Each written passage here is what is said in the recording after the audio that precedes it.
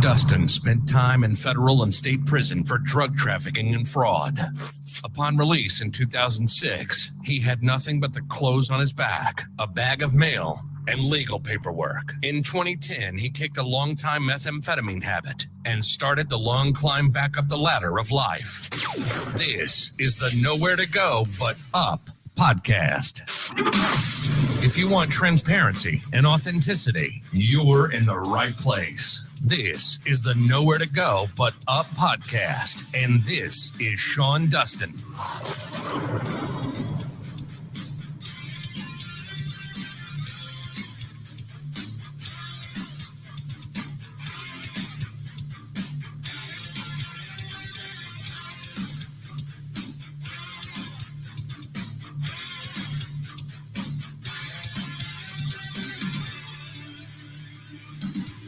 Is the Nowhere to Go But Up podcast, and I'm your host, Sean Dustin. Today, I'm talking to Shelley Smith, who is a published author of 6 books.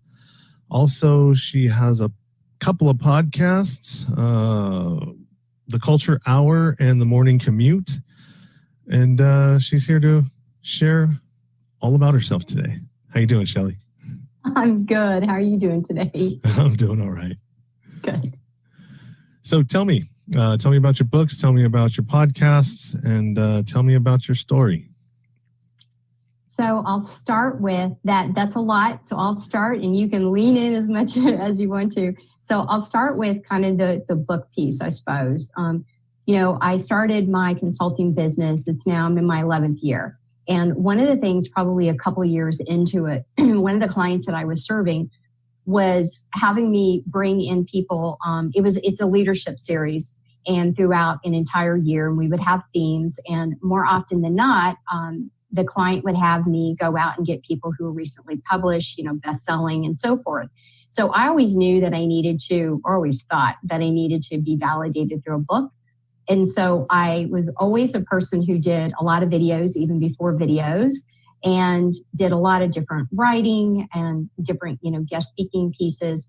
And I always knew that I needed to pull a book together. So a couple of things happened a couple of years into the business, and I realized you need to do this now, sooner rather than later. And so I took a series of blogs and videos that I had transcribed, because I'm all about repurposing, any content that you put out there. And I put together the first book, and the first book was called The Connection. And my intention around the book was never to become a famous author by any way, shape, or form, but was to have something that I could point to for people to say, this is what I'm about. A little bit of what is my jam, what is my passion, what is my zone of genius. And The Connection is not about, even though there is one chapter on networking, The Connection is really about understanding everything that we have around us on a daily basis and how we need to lean in and connect to them. So there's dedicated, chapters towards that. So that was my first book. I did it really quickly, like in 45 days, because I had so much written content. I pulled it together, got an editor and self-published it and put it out there. Since then, I've written more books. One is called Brass Ovaries Own Yours. So as you can probably figure out, and actually it came out before the whole Me Too movement, before Hillary was running for president, but it was a book leaning in of mindset of women and what we deal with in the workplace, and not from a harassment standpoint, but in life of how we perceive ourselves and how we're labeled, and how do you sort of move beyond that and move into zones of having a good, instead of a good old boy network, a good old girl network, and how do you maneuver, through that from a business perspective. And then since then, everything that I write is really about workplace culture and how to avoid, business big fat failures that are hidden inside of the workplace culture. And so that's kind of been, the different plateaus with that. As far as the podcasts go, The Morning Commute is a daily dosage of Monday through Friday, little 5-minute snippets with the intention of the people who are sitting in traffic, which nobody is sitting in traffic anymore, but metaphorically sitting in traffic. And they just need that focus point as they go into their work, as a leader, as an executive, as an employee around workplace culture. So I do little snippets around that. And then the culture hour is literally 20 minutes to 45 minutes and talking with guests about what they're doing inside of their workplace culture. So sometimes it's a lean in sales. Sometimes it's, a dive into emotional intelligence or resiliency or what have you. So those are, the couple of things. How I got into this business itself, I'm going to try to give you a short version of it.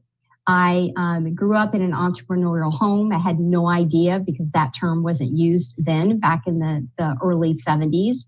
I've been working since I was probably, 11, 12, or 13. And my parents, they had an auction house and a restaurant and a flea market. And I worked there on the weekends. And I didn't appreciate it then, but I certainly appreciate it now. And so, I grew up in a home where my mom had a day job, so to speak, but she was the bookkeeper and did all kinds of things for the business. And then my dad always said, never, ever, ever work for anybody else. It took me several years to figure that out, that he was right. So, probably the biggest struggle, or the part of my story that usually intrigues people that, quite frankly, I just got comfortable telling, was that I do not have higher education. So I do not have a college degree. And so here I am running a business at 7 figures, primarily one person. How in the world did I do that? And how am I creating, internal universities inside of large businesses? How is that kind of transformed? So going through my early years of what I grew up with and for, that you could always do something and be passionate about what you do and be creative, into my years with Marriott, primarily in the hospitality industry for most of my career, actually all of my career before starting my own business. And then really waking up and realizing it was never about the brick and the mortar. It was always about the people. It was always about the culture. I just didn't call it that then.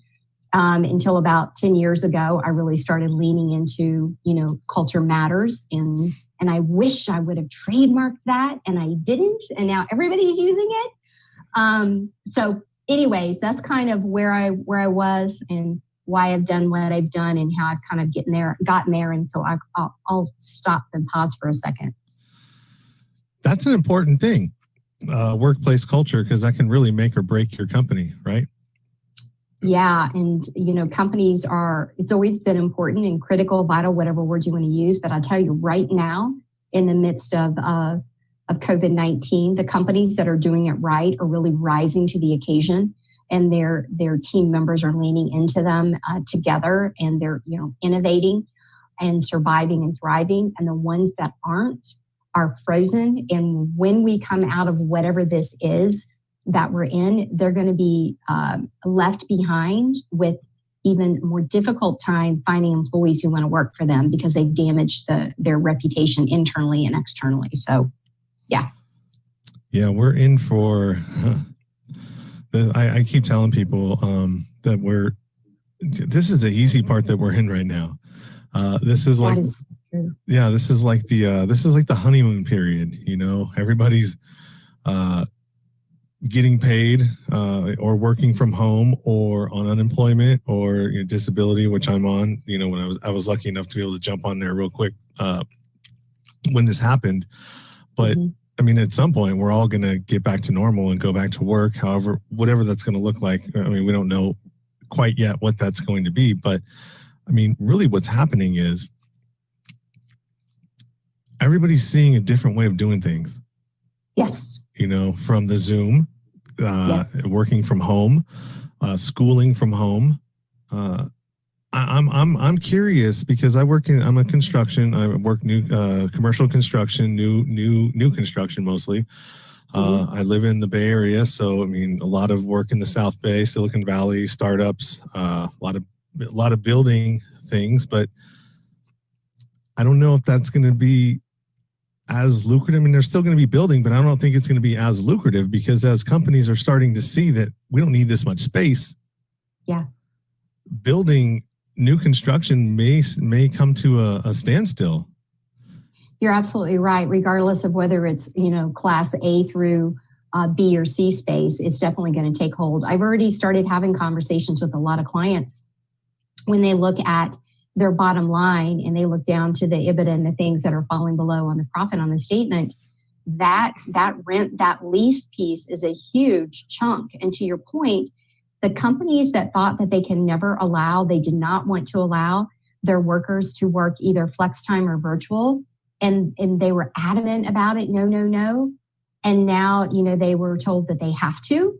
It's amazing how all of a sudden you can make it work. I've got a couple of clients that have call centers, and they literally moved 3,000 people into remote and having all of the tools, the resources. Even we're talking about primarily not much more than employees making minimum wage, right? The call center agents don't make a lot of money, but moving all of them off. And so now, to your point, those big call center cubicle to cubicle, desk to desk are being rethought, either from phasing people back in to the ones that really need to be there because of tools or resources, or they need to be managed and led in a different way in phase one coming back.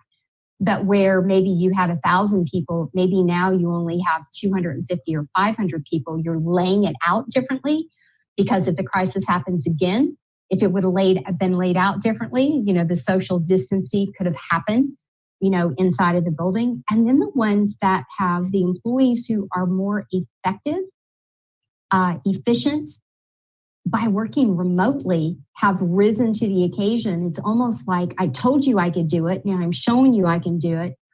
I don't want to come back in, and I'm a better employee because of it. So it's already happening. I know my clients are already having these conversations.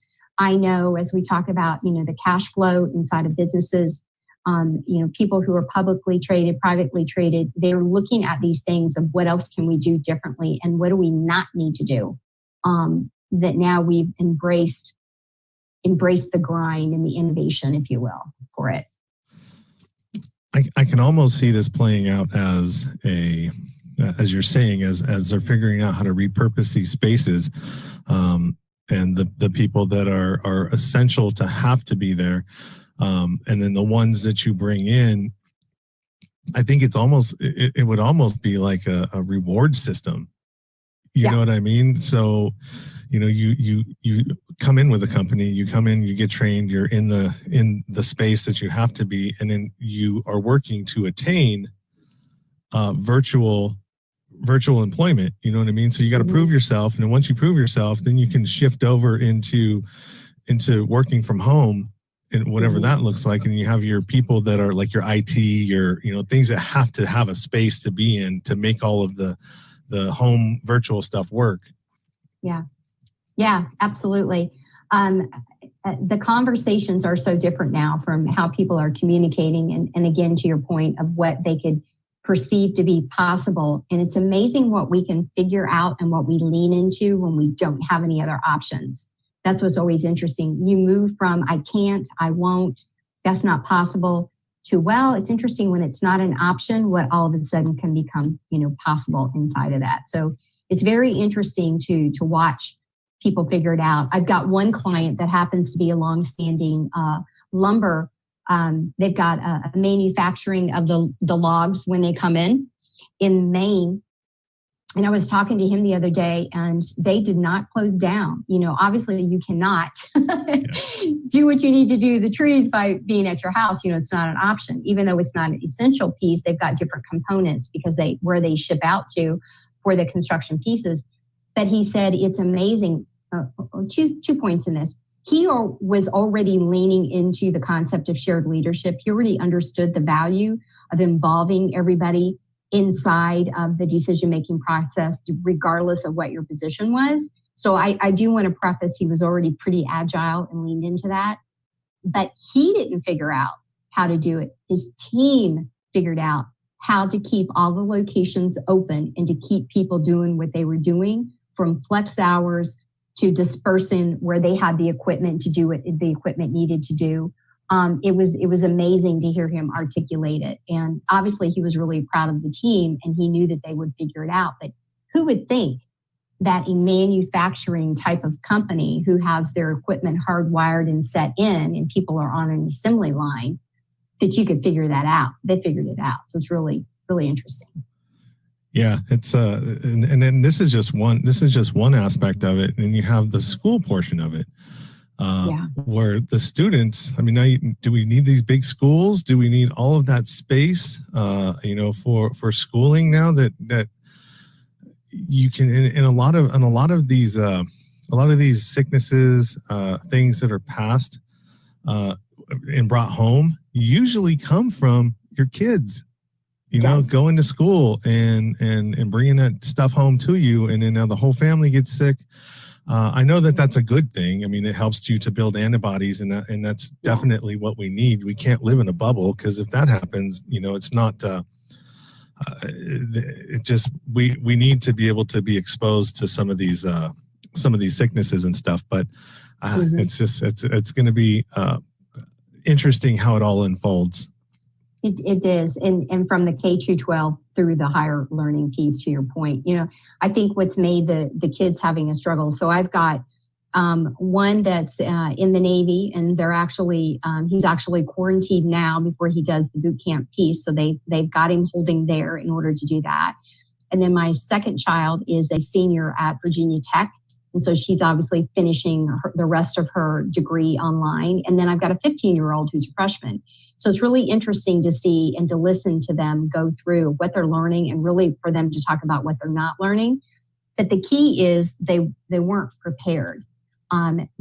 There wasn't anyone in any of those sectors, private or public, who thought through any sort of a crisis ever happening to this magnitude, because it's never happened before. So they weren't prepared. They're highly inconsistent. The kids are not learning because they were never taught how to learn in this manner. And they didn't choose to learn in this manner. So I think that there's going to be a fine line, to your point, of how do we still bring them in and collaborate? How do we bring some consistency to how it is that we teach, from the video to the Zoom to the chalkboards to, how do students turn in their homework and their quizzes and their standard learning higher tests that they need to do, but also the ability to really lean into collaborate. So again, the students that chose to go to a campus because they wanted that experience versus doing their degree or their 2-year degree online through a local community college. I read an article yesterday that was written by one of the presidents here of a community college, and he had done some publications a few years ago, always challenging what would the next 10, 20, 30 years look like as we talk about universities in person or not. And his point was always around the cost, the rising costs of a degree versus an online degree, and what is required, what is not, what is of value, what is not, what is the return on it in the life experience versus, the piece of paper, so to speak. And so he pulled that out and compared to where we are today. And it's going to be very interesting to see where it all lands. I've already seen several smaller private colleges and universities who have said they probably will not recover and will not be able to reopen in the fall. And so it's interesting to see what's going to happen. So. Yeah, I'm thinking what would be interesting, because with all of these, some of these schools, public schools, are overcrowded, and you see teachers not able to be able to teach the way that they should, because you have different levels of learning abilities within a classroom, right? So let's just say you have, some of your students that can, would probably benefit and would do well to be homeschooled and do the virtual thing. Whereas you have other students that would probably need to, that would be better served in person, because they need that level of attention, right? Mm-hmm. And I think that this would probably be a good way to kind of address that, so everybody's getting educated in the way that they need. Being served up. Yeah. And then you bring the economics and the household differentials into play, because you obviously can't have all of the kids homeschooled when there's no parents at home. They have to leave, they don't have a job that can be a virtual job, a telecommuting job, and you have that dynamic. I think that part of this also has reinforced the need that parents have to be involved in the education, regardless of what level the education piece is, that you can't think just because you're in school that you're no longer responsible for the education component for your child. I know my freshman, when he was probably in the 7th grade, maybe the 6th grade, he had some homework that I quite frankly could not figure out. People laugh about the new math. There seriously is a new math out there. And so it got to a point where my husband and I could no longer help him, and we leaned into the 2 older kids to be able to figure it out. Now with this online piece and the teachers doing it differently, I'm getting the daily communication from the teacher with what they're communicating to my son. I'm getting the same thing, and I love that. My son doesn't love that, but I love that. What's due, what we're doing, is it a Zoom call, is it live, is it recorded, what have you. And so it's brought us back in as parents, intentionally, and it's now a partnership, which obviously it should have always been between the teacher, and the parent. But he had math homework again, and which, by the way, math is my forte. Yeah. So I thought I got a message from his math teacher and said, hey, there was an assignment due yesterday. I'm going to leave it open for a day. So of course I went to my son and said, what's going on? And he finally admitted, I've watched the video from the teacher 4 times. I don't know what I'm doing. So I was like, all right, come to my office. Let's figure it out. So I just went to Google and pulled it up, literally typed in the problem that he was being asked, watched the video a few times, muddled through it with my son, and we figured it out. So it's really interesting how that sort of brings it together, and it allowed for a different conversation between myself and my son and the math teacher. Yeah, I think that's awesome. I think it's amazing that you know what I mean. It's bringing you back into the equation, and at the same time, it's also building a stronger foundation with your kids. Yeah, because now you're involved. You're both learning something. You can't pass it off to the teacher. You're involved in it, which you should be anyways. And it's just, it's cool. And then, with that relationship builds trust, which also builds your kids now feel like they can come and talk to you. Well, also it was that I think I was more excited that I helped him figure it out than he was. He was just happy to get to the 70 on both of the homework assignments so he could stop doing it. But it was an opportunity to say, we can problem solve this together. What have you done? What have you not done? Where are you stuck in this equation? And to show that the answer isn't the option isn't to not turn in your homework. So let's just take that off the table, right? In his mind, it was homework. It wasn't a quiz. It wasn't a test. And I was like, but that's not an option. So let's just remove that. And then let's talk about what we can do. And I think, that goes to how we act in life, is we get so stuck and riddled on what we can't do, which kind of goes back into our earlier conversation about companies saying that I cannot have remote and teleworkers. It's amazing what happens when you don't have any other option. So anyways. Yeah, but you're also training him to not put things off.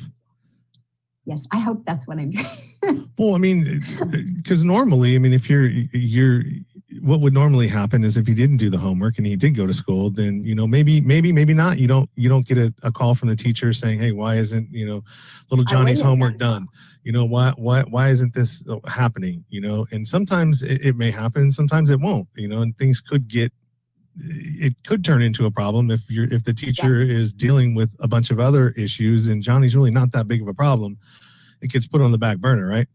And so now you're dealing with it, and I think it's great, man. I think it's great, and it's a net positive for the whole situation. For the whole, I agree with you. I don't think all the kids are aware, fully comprehending what's happening. They just know that they're not seeing their friends in person. And they're not comprehending what the change is, and that the teachers are far more lost than they are in this, because they They weren't taught this when they got their degree.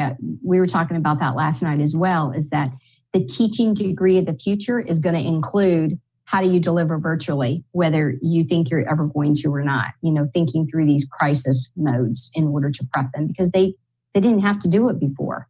So, yeah. And we're also seeing this, and I don't want to get into like a political thing, but we're seeing across the board, okay, in everything that's happening, that shit just ain't working. Yeah. You know what I mean? It's not. The old methods that we're used to doing, that's just the way we've always done it. Well, how can you do it that way? Oh, that's the way it's always been done. Yes. You get stuck in that rut, in that mode of thinking.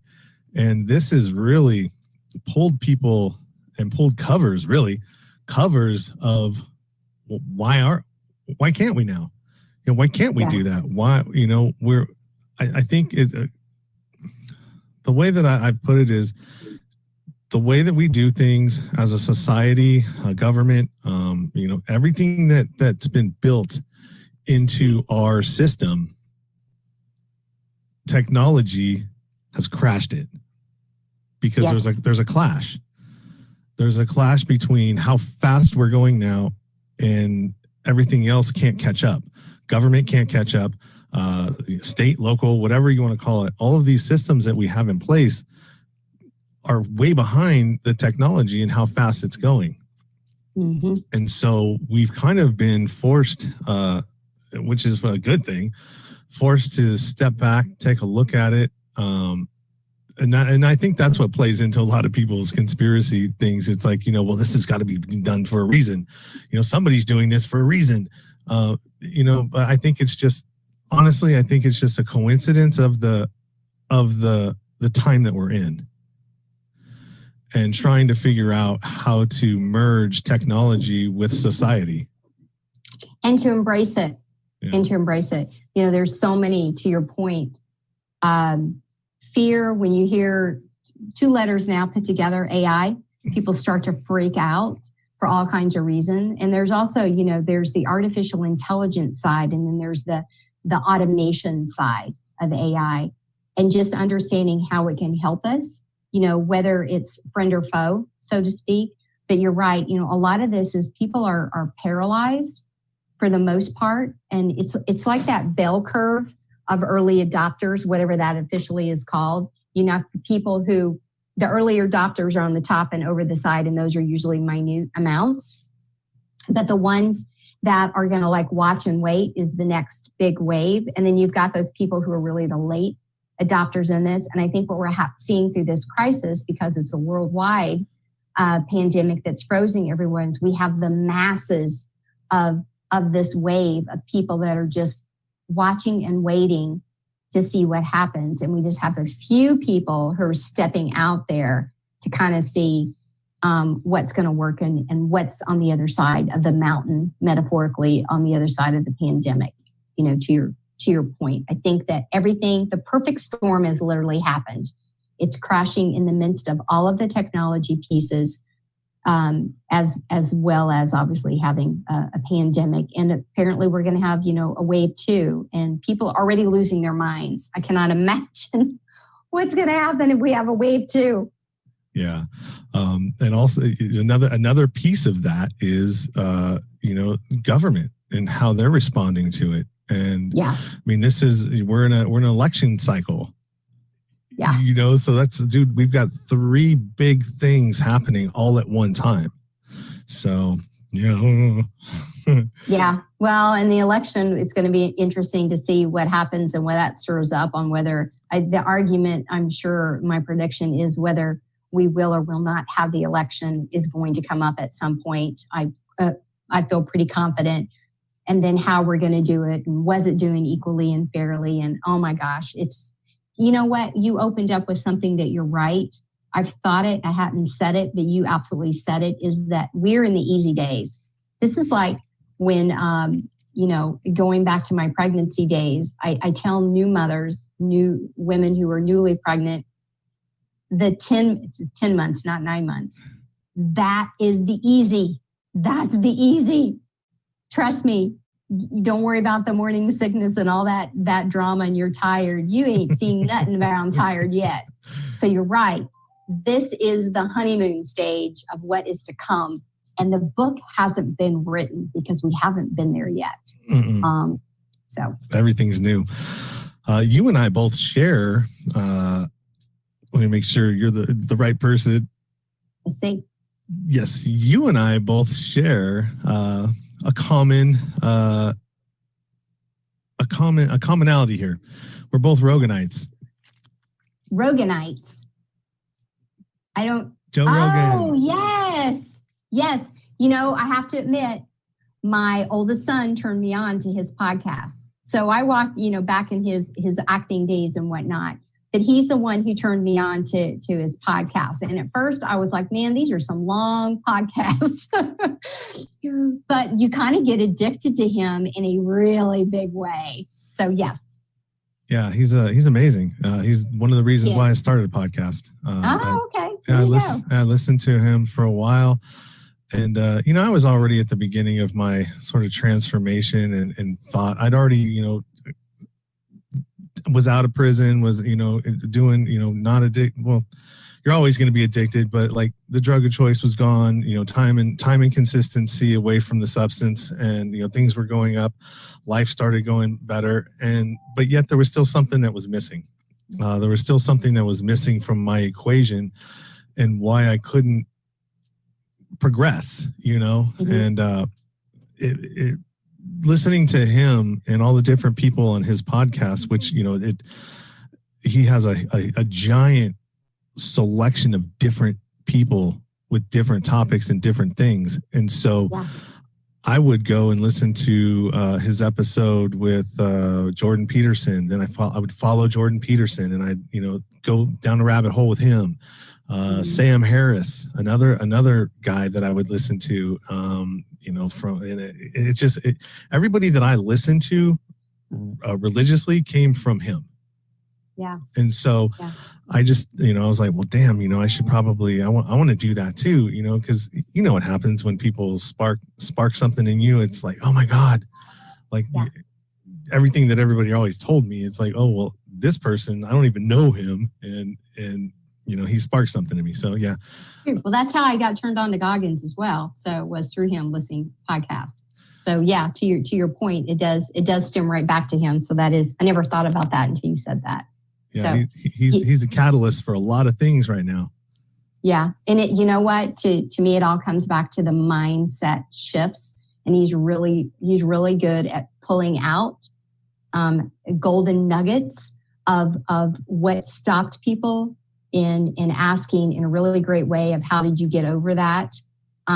Especially when he can tell there's an additional nugget inside of there. He just like keeps chipping away at it. And then all of a sudden he gets his guest to kind of give the big reveal. And then he's like, there it is. It's boom, I dropped it. So, yeah. Have you heard the latest one? Well, not the latest one, but one of the ones with the guy who wrote the book about the, what was it? The killer, the Manson, about Charles Manson. I mean, I know what you're talking about, but no, I have not. So there's a guy that wrote a book about it and been doing research on it for about 20 years, and how the MK Ultra stuff with the CIA and how the mind control deal, and so this is people. Somebody was talking to me about this, and okay, conspiracy theories. All right, whatever. I'm like, okay. Normally I would say yes, but since I've been listening to Rogan for a while now, he doesn't go down those holes. He's really good about like, no, I'm not, unless he's sure about it. He's not fucking with it. Right. So true. It is so true. I was sitting here thinking he calls BS in a heartbeat. That's what I was sitting here saying. Or if he sniffs it, it's like, I sniffed something funky there. I'm not going to go in there. Yeah. And so this dude was just basically lays it right out there, and actually has the proof, found documents that corroborate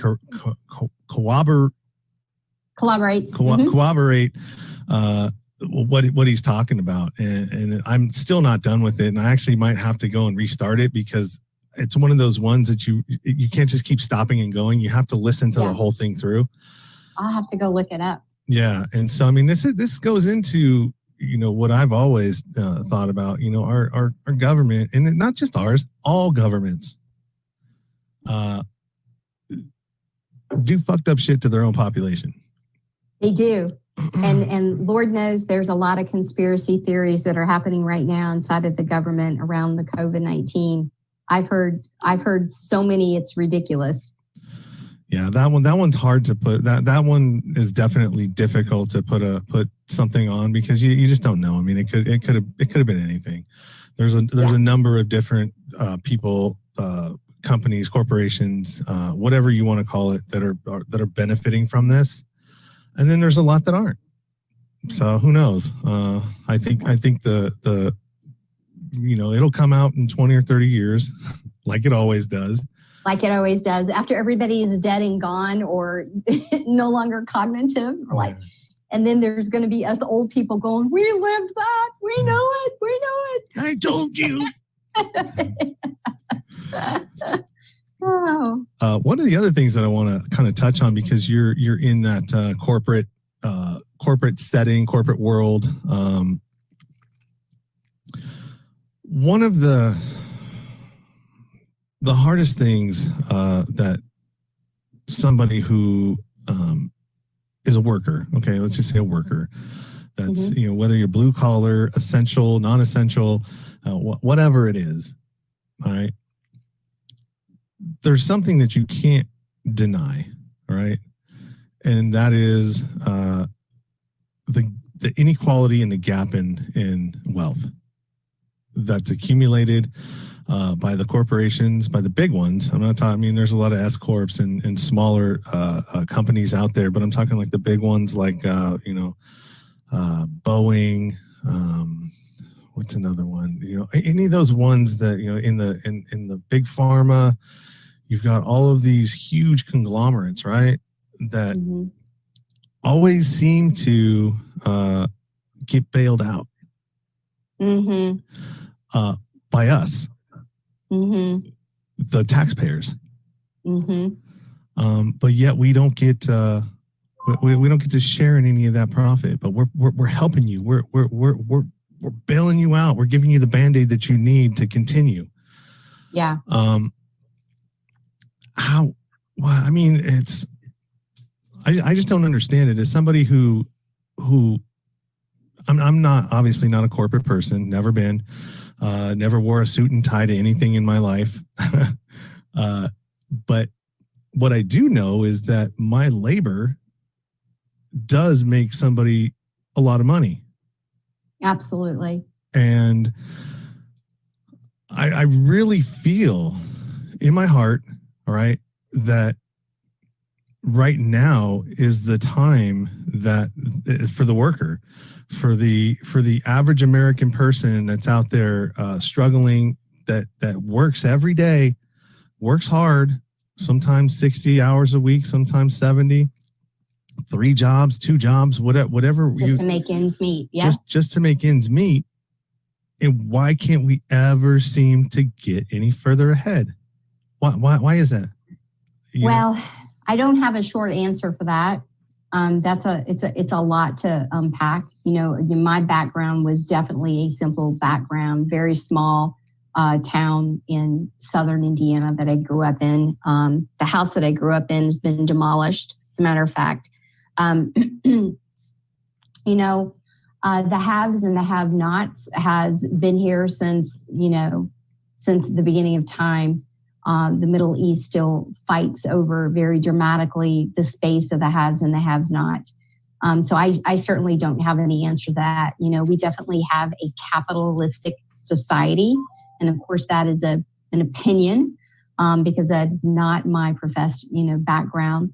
But when you have overall a capitalistic society inside of the businesses of the people who have the names and the power and the money in order to back it up, you end up having a wider spread of the haves and the have-not and those that are caught in the middle, of that. the bigger the companies there are, the greater the red tape and the greater the errors and the unethical modes happen. When I do culture inquiries in really large companies versus smaller companies, the dynamics are always different to what is happening and where I call them leaks are inside of the workplace culture. Opportunities are, repairs that need to be made, and they're always dramatically different. The bigger the company, the more ethical type things I seem to uncover or discover, to your point, of unequal, doesn't make sense, sort of things, to your point. So I don't have the answers to that. I think it stems to, the leadership and where the core values are, where the ethical values are, where the moral values are, have a whole lot to do with all of that. However, I will say another bit of a positive thing that I am seeing come out of COVID-19 is that regardless of size of company, regardless of how many employees you have, the owners and the executives are pushing a lot of the reopen now because they 100% realize, to your point, that their company only survives because of the workers, because of the employees. And there is no company without the employees. So, that's part of that push, pull, regardless of what side of the fence you're on. I think you can argue, all the way around that until we're all blue in the face and we probably still don't have an answer. But I know that has a lot to do with the dynamics. And I've heard, again, some of my clients that had some, less than $10 an hour or less than $12 an hour type of jobs where minimum wage is, just a little over $7 an hour.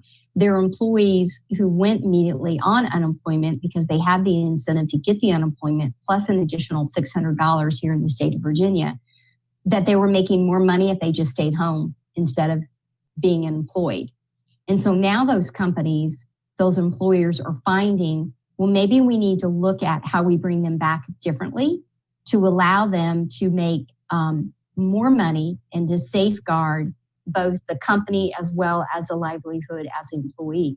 There's also more companies that are going to flat levels that everybody inside of the company literally makes the same amount. There's not a lot of companies out there, but there are a few that are beginning to shift that mindset and that they understand that every worker isn't, if the job is important to have inside of the company, the person that you hire for should be equal to the other employees, to your point.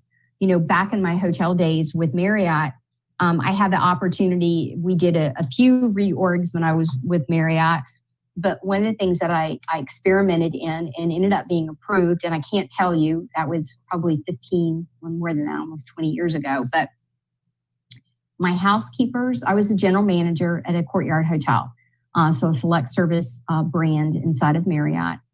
And the housekeepers, the front desk clerks, the cooks, the dishwashers, the housekeeping aides, you name it, they all had an opportunity to make the same money, the same hourly wage. Now, when I started this, that was not true. The front desk clerks made more than the housekeepers, made more than the housekeeping aides, made more than the servers. The cooks made more than anybody who was in the restaurant setting. So what I did was I developed a program that said, this is the normal wage scale, which I just described. However, if you want to do this cross training, if you're able to do these other shifts, if you're able to read this book and do a presentation, if you're able to mentor, whatever, I gave a litany of things that said you can make more money if you do X, and that puts you in another category of more of a universal type of employee inside of the building. At that time, I probably had maybe 60 employees at that one location through all the positions. I did that while I was there. I was there for about a year and a half. It was very successful. I had some opt out of it and said, no, I'm good the way, I understand. I want to be a desk clerk only or a housekeeper only or whatever. But the ones that opted in, I ended up with about a third of the staff who opted into the program on their own. And many of them have gone on to do other things in management or have continued on. But, being able to give that opportunity, it cut down on people think, oh my gosh, how do they agree to do that? Which at the time, a server made $2.13 an hour, right? Yeah. So how did you afford to pay a server, $12 an hour? How could you possibly do that? What happens is you reduce your turnover. Your employee engagement goes up. So now you don't have that revolving door.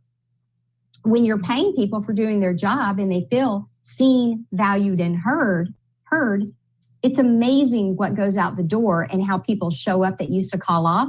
So benefit costs went down.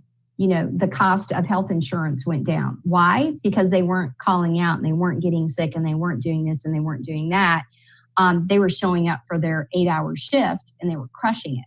So it's amazing what happens when you level the playing field and say to everyone is invited to the table, and then set the table to the expectation and say, if you want to rise to the occasion and take the opportunity is absolutely there for you. And so I know that was a really long-winded, I'm again, very passionate about that as well. So sorry. No, you made an absolutely good point. And I mean, I've experienced this. I've been a superintendent. I've been, a general foreman. I've been, at the top of my game. And when I was 3 months out of apprenticeship school, I went and became a superintendent, which was, going from the very bottom to the very top of the ceiling of what I do.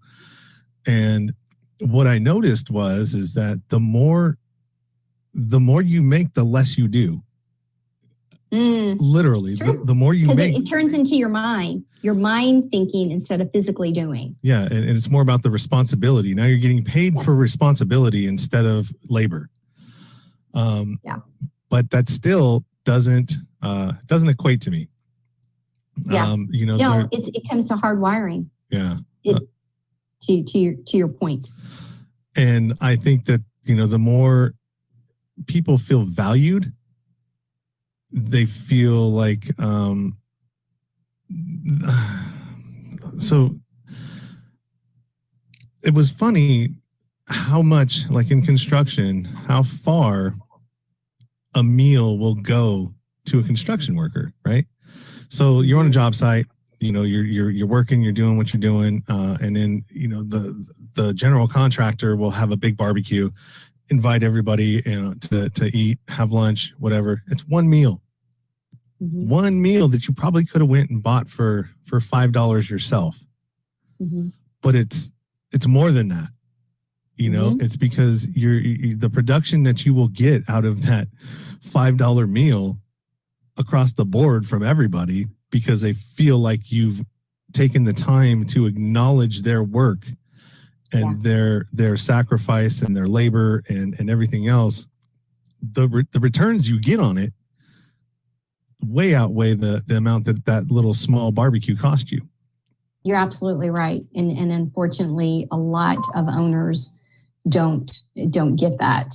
To your point, they feel like it's not their responsibility to do that. They give you a paycheck. And I say that in terms of they give you a paycheck. That's why we hired you. That's why we pay you. But you're right. The seen, valued, and heard comes on all kinds of different levels. Even outside of the monetary level, the pat on the back goes a long ways to making a person feel included, truly included, that we're not only glad you're here, we couldn't do this without you. And again, that reward, that recognition, that appreciation, it's really the basics of being a human. And somewhere along the way, a lot of people have forgotten those things, those very simple things, which brings me back to those are some of the elements inside of my first book, The Connection, is that seen, valued, and heard. Our need for connection on many levels exists inside of all of us, and we all kind of tap into it in different ways. People talk about the extrovert, the introvert. Everybody who's going through the pandemic now is feeling it in different ways because we're all hardwired differently and we all need things differently. It doesn't mean that just because I'm upset that I'm extroverted and that's why I'm upset, or that I'm introverted and I'm loving life, because it's simply not true. Simply not true. So, and then that's where as a leader, emotional intelligence comes into play because you have to know how to navigate your personnel, because some people are introverted, some people are extroverted, some people are victims of their, were yelled at as a kid and don't respond to that. And, that stern type of leadership that, I'm going to just be a hard ass on you and get you to do what I need you to do. Well, it's not going to work. Maybe because it worked for them. They think it's that whoever said what got you here isn't going to keep you here is so true. Yeah. I use, to that comment, I use Predictive Index, which is a behavioral and a cognitive assessment that helps me lean into conversations with my clients and my employees. And the emotional intelligence, the EQI, because you're right. It's not enough to know who we are and our hardwiring, but we got to set that aside, because I'm trying to motivate Sean, not Shelley, to this point. So, and we're all different. We're We're not robots. Yeah, and then I also got to know, what Sean's strong points are. Where does Sean excel in this company? What does he do really well? That I can put him where he's going to be successful, or I can set him up to succeed instead of fail. Yeah, absolutely. So yeah, there's a lot of stuff in that, and that's pretty cool. I like this conversation. I didn't think that it was gonna. I didn't think it was gonna go here, but I like where it went. Cool. Well, good. But just to one thing to what you brought up, capitalism. I think we live in selective capitalism. Because I agree. There's a lot of socialism that's happening within the capitalist.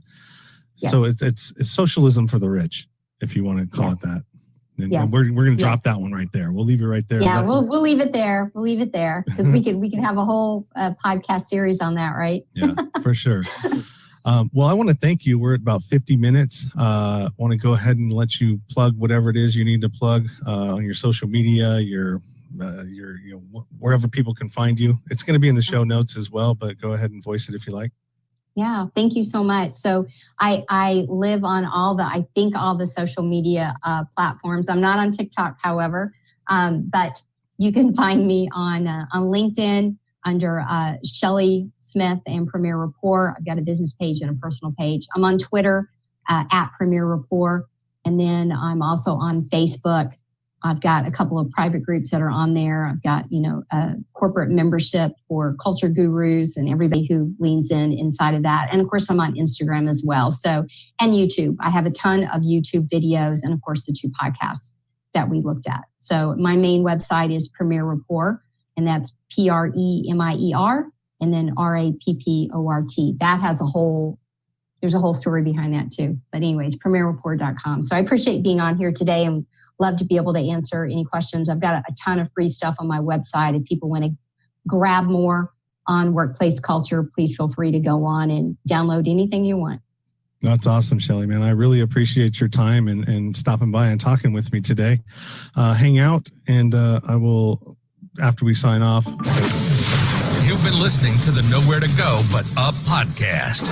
Sean is a single dad, a union blue-collar guy, and he spent time in federal and state prison for drug trafficking and fraud. When he was released from prison in 2006, all he had was the clothes on his back, a bag of mail, and some paperwork. Since then, he's turned his life around and shares the struggles and successes on this podcast. We hope you enjoyed the show, and we hope you were moved. To connect to the show, book a guest spot. For merch, Patreon, PayPal, and social media links, go to linktr.ee/nowhere to go but up. On Instagram at Nowhere to Go But Up Now. On Twitter at But Up Now. On the YouTube channel at Nowhere to Go But Up Podcast.